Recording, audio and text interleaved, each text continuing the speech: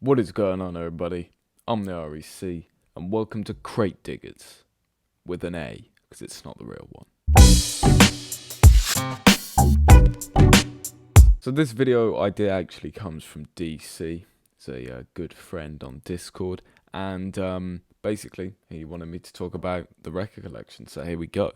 I asked a few people on Discord to send in a couple of questions. First of all, I'll just give you a quick rundown of all the stuff I've kind of got around me and what kind of sections I've got. So this section is my funk/disco section. I called it funk/disco mainly because the only one I had in there when I made it was a Kool and the Gang record. And I mean, it is kind of disco-y, but I mean, they got some cool funky bass lines in there. Really Kool and the Gang is more soul, but I just kept it in there for the disco. And then obviously to really funk it up, I've got some Parliament, although I'm not so much a fan of their Osmian album, a more Mothership Connection type stuff, like the stuff that Dr. Dre sampled.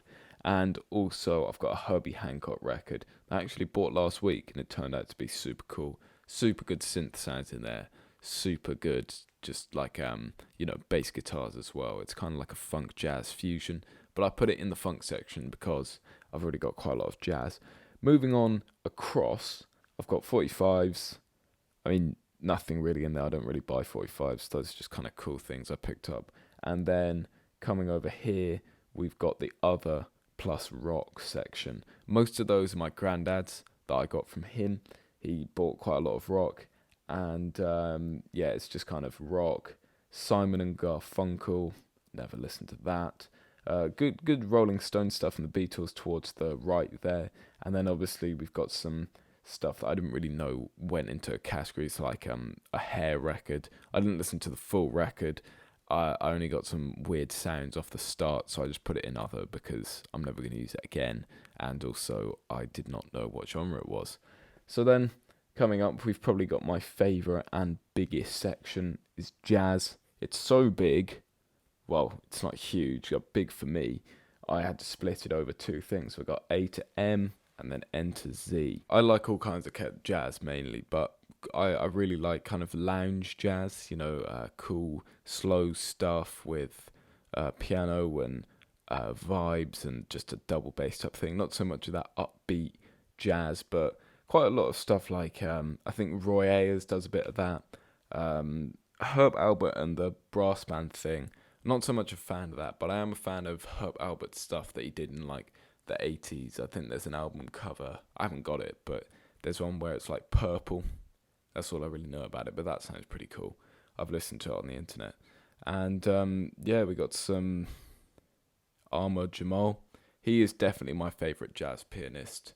Just so good. He did the "World Is Yours" sample with "I Love Music," so that's what kind of got me into him. I've got quite a lot of his. I think I got four, a couple of live ones as well, and then I've actually got this record from France. Is Cortex, and then one of the members of them is Alain Mion, and he does some super cool stuff as well. I haven't got any of his records, but I know his songs, and they're quite they're like again a funk jazz fusion. And Cortex is more jazz. He obviously went off in a more funk direction, I think. So that's just really cool as well. Ray Charles, another classic. And then moving on to the end section, this is a really cool record here. Pucho and the Latin Soul Brothers. That's where I got the sample for one of the for a song I did with Brownie. Actually, it's going to be on the album. So it's just quite cool. Again, that kind of slow jazz. I slowed it down even more on the MPC so I could get each chord. It just sounds quite cool with like marimbas and stuff like that.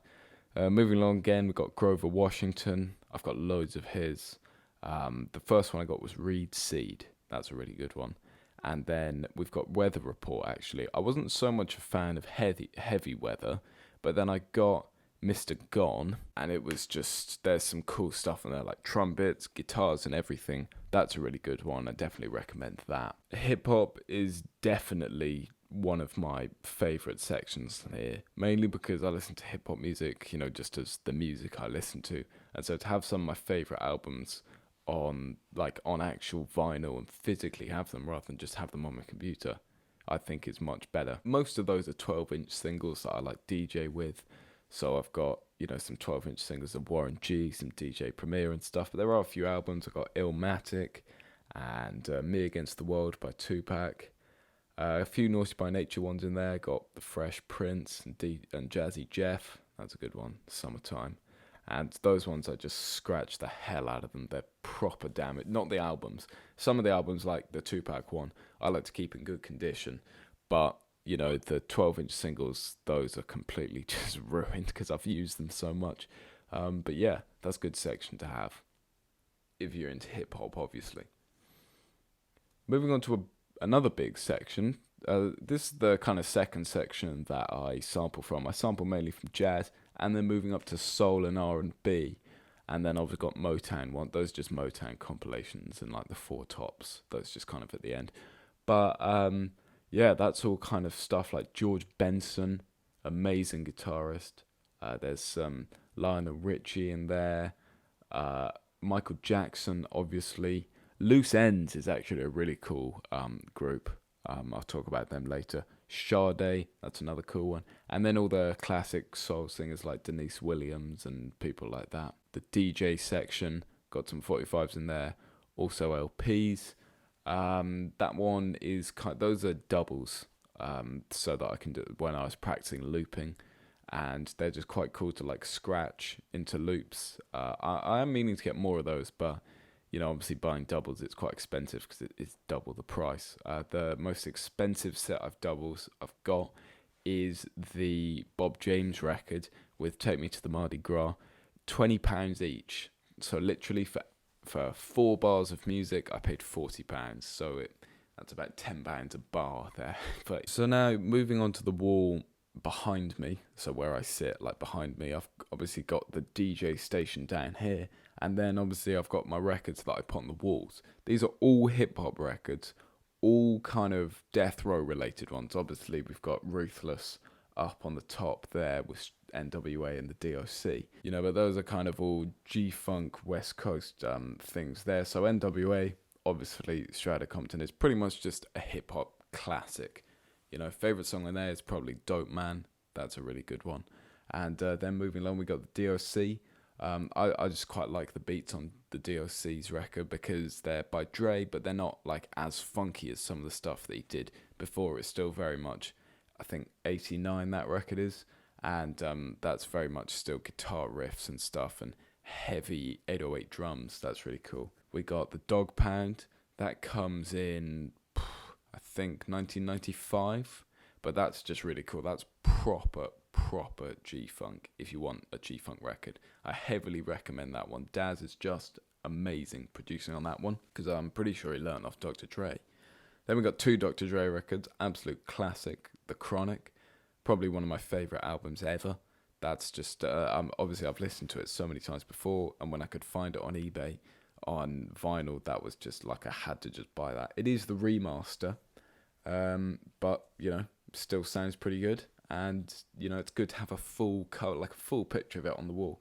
Pretty sure all of them are remasters. Straight Outta Compton, I think, is it's an original master but a repressing. The 2 Dr. Dre ones and the Snoop Dogg one are remasters and represses. Dog Food is a remaster from 2001, and the DOC is actually an original from, I think, 1989. So that's actually quite cool that there are still those out there, but I don't know, they might be getting rare, they might not, I'm not sure. It cost me about 20 quid. So the first question sent in on the Discord is, in my collection, what is my favourite record? And you may be thinking it's The Chronic, because I did say that's my favourite, one of my favourite hip-hop albums. But the favourite record is this Loose Ends album, Where Are You?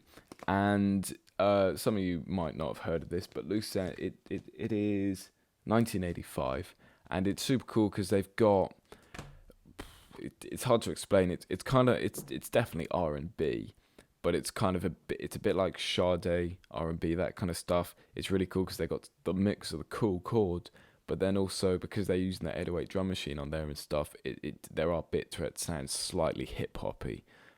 Obviously, and they got some great singers on there. So that is why it's the favorite record. Also, another producer whose music I listen to sampled one of the songs off here. He sampled "Can't Stop the Rain," and I just really liked his kind of sample of it. And so I've been looking for this record like for a long time, and I think like I don't know, maybe almost a year ago, I was just looking through the record shop where I go, not really expecting to find it because this isn't the type of stuff he does, and I literally just saw it, and I was amazed that he actually had it, because he's not like an R&B guy really.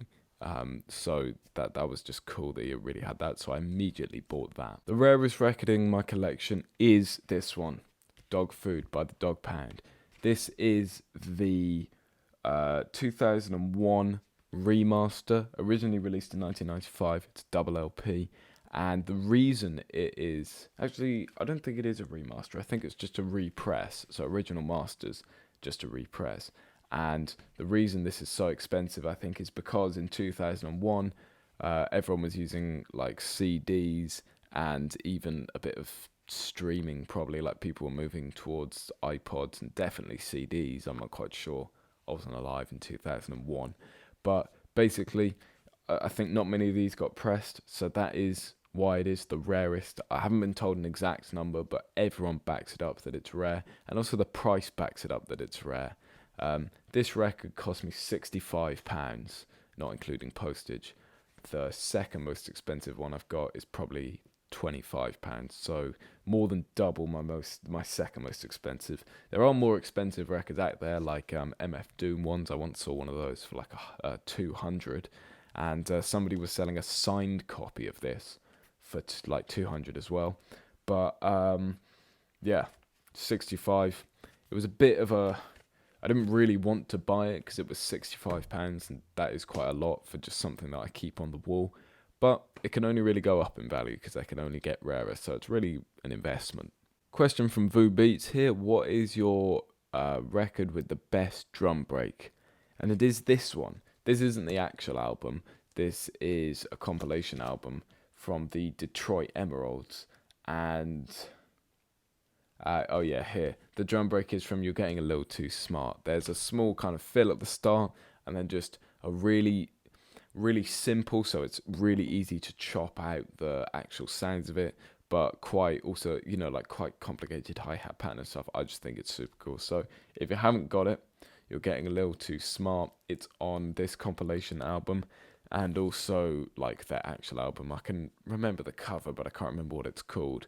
But yeah, that definitely is the best drum break that I've got. Obviously, there are some like different drum breaks, but this is definitely my favorite because it's just so clean, basically. So there you guys have it. That is my record collection. Obviously, it's not totally huge, but it's much bigger than last year. Let's see, June last year, I probably only had about 50, and now last time I counted, I've definitely got over 200. So who knows how many we're going to have by June next year? Maybe over 500, maybe up close to 1,000. That would be cool, but that would get quite expensive. So I'd need to get a lot of streams on the album coming up.